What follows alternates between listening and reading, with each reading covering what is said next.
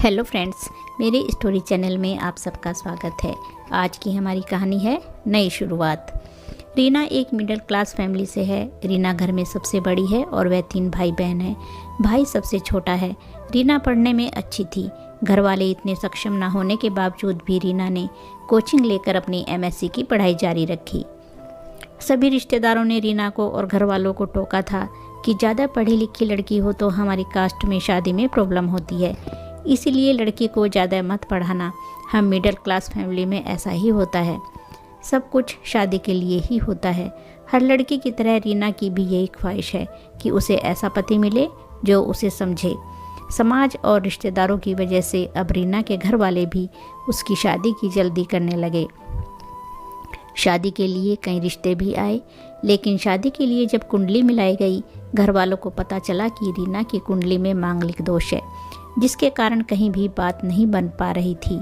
बस इस बात से रिश्तेदारों को और बातें बनाने का मौका मिल गया था। कई रिश्ते केवल इसी वजह से नहीं हो पाए। लेकिन कुछ ही समय के बाद रीना की कुंडली मिली आशीष से। आशीष ज़्यादा पढ़ा लिखा नहीं था। आशीष की एक कपड़े की दुकान थी, जिससे उसका गुजारा चल जाता था। जिस तरह का लड़का रीना अपने लिए चाहती थी, आशीष वैसा तो बिल्कुल नहीं था। लेकिन आशीष और रीना की कुंडली मिल गई थी। रीना के पिता ने जब रीना को आशीष की तस्वीर दिखाई तो रीना को लड़का देखने में अच्छा ही लग रहा था, लेकिन रीना का मन नहीं मान रहा था। इसीलिए पिता ने जब पूछा कि क्या करें बता, तो रीना ने कहा कि मुझे नहीं करनी शादी। मम्मी ने कहा क्यों नहीं, क्या हुआ, तेरा दिमाग तो सही है ना, इतना अच्छा लड़का है, ऐसे नखरे करेगी तो हमेशा यहीं बैठी रहेगी।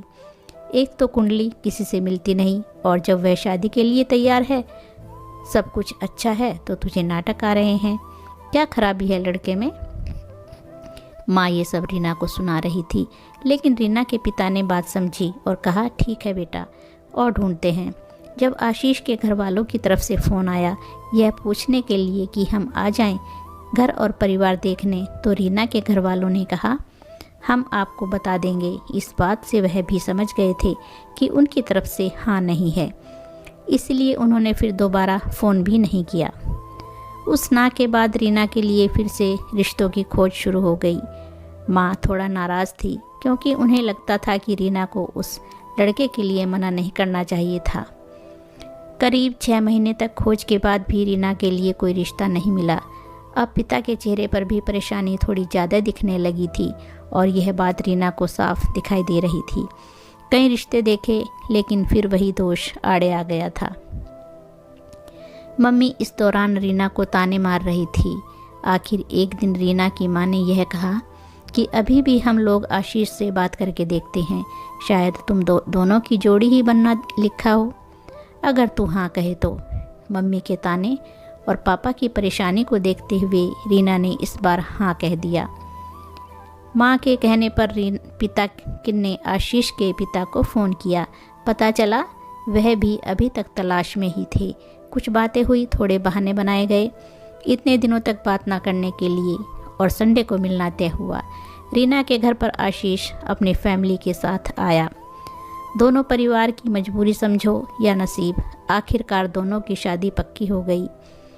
रीना ने भी सोचा क्या पता शायद वही उनके बारे में गलत सोचती होगी, वह मुझे समझेंगे और जो मैं चाहती हूँ आगे पढ़ना और नौकरी करना शायद मुझे करने दें।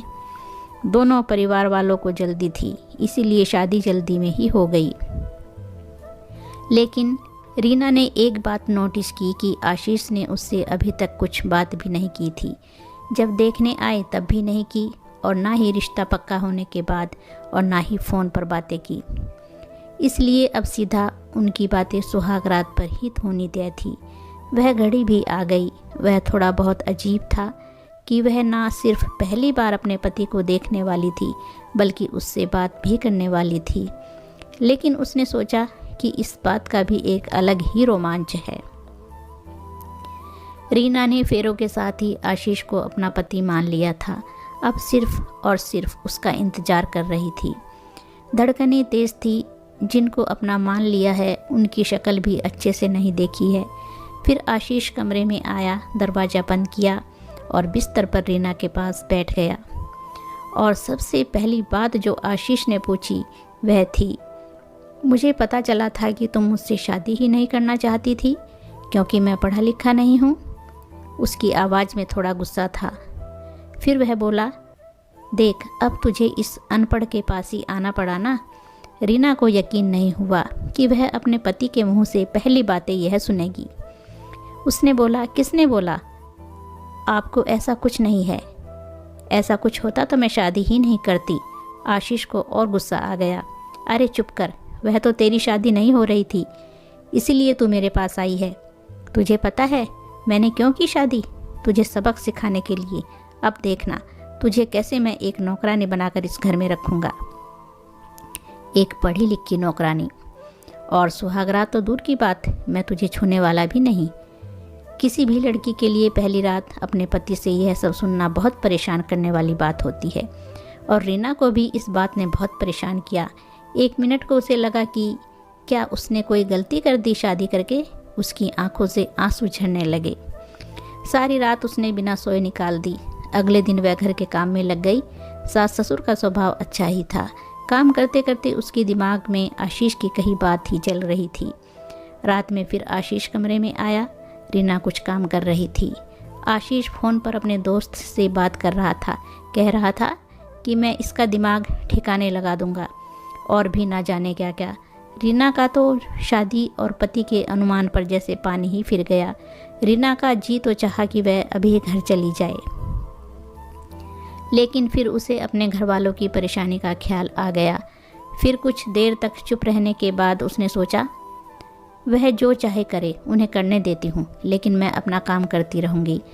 तब से वह सिर्फ अपना काम करने लगी, क्योंकि उसके पास कुछ और चारा भी नहीं था। कहीं ना कहीं तो वह समझ ही गई थी कि आशीष उसे दुखी करना चाहता है। अगर वह उल्टा करेगी या ऐसा दिखाएगी कि उनकी इन बातों से उसे कुछ फ़र्क पड़ रहा है, तो शायद आशीष का यह खेल बंद हो जाएगा। आखिर पढ़ा लिखा होने से तो कुछ तो फ़र्क पड़ता है। रीना ने जीवन की इस सबसे बड़ी चुनौती को स्वीकार किया। उसने घुटने नहीं टेके। उसने सोचा कि रोना नहीं है, बातों को ठीक करना है। जब तक उसके हाथ में है उसने यही किया। वह बेवजह खुश रहने लगी। अपने सास ससुर को अच्छे से बना कर खाना खिलाने लगी और उनके साथ मंदिर मार्केट जाने लगी। चेहरे पर कोई परेशानी नहीं। आशीष यह सब देख रहा था। वह भी अपनी कोशिशों में लगा हुआ था। करीब 20 दिन बाद ही उसके चेहरे का रंग उठने लगा। उसे लगा कि रीना को तो कुछ फ़र्क ही नहीं पड़ रहा है। वह तो इसी बात से दुखी होने लगा। इस दौरान उसका दोस्तों से बातें शेयर करना जारी था। रीना का यह प्लान काम कर गया। आशीष के सब्र का बांध टूट गया, और फिर एक रात जब रीना कमरे में गई, तब आशीष ने दरवाज़ा बंद किया और ज़बरदस्ती उसे पकड़कर बिस्तर की ओर ले जाने लगा। लेकिन इस बार उसे रीना का वह रूप दिखाई दिया जो उसने सोचा भी नहीं था। रीना ने अपना हाथ जोर से झटका मार के छुड़ाया। कहा कि क्या कर रहे हो आप? आशीष जैसे घबरा सा गया। उस दिन तो सुहागरात पर आप कह रहे थे कि आप मुझे छुओगे भी नहीं। तो लगता है आज आपके उन आवारा दोस्तों ने फिर आपको कुछ सिखाया है, जो आप मेरे साथ ज़बरदस्ती की हरकत कर रहे हो। आशीष बोला, मैं तुम्हारा पति हूँ। रीना ने कहा कि हाँ, आप मेरे पति हैं और मुझसे प्यार कर सकते हैं, लेकिन यह प्यार नहीं है, यह कुछ और है। मैं तो आपके लिए ही आई थी, सब कुछ छोड़कर, आपके घर, आपके साथ रहने, लेकिन आपने आते ही मुझे नौकरानी बना दिया। सबक सिखाने की बात करने लगे।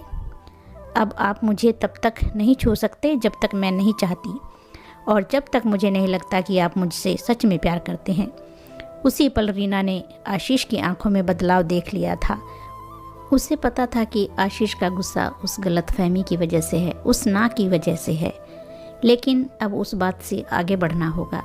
आशीष बुरा नहीं इंसान नहीं था।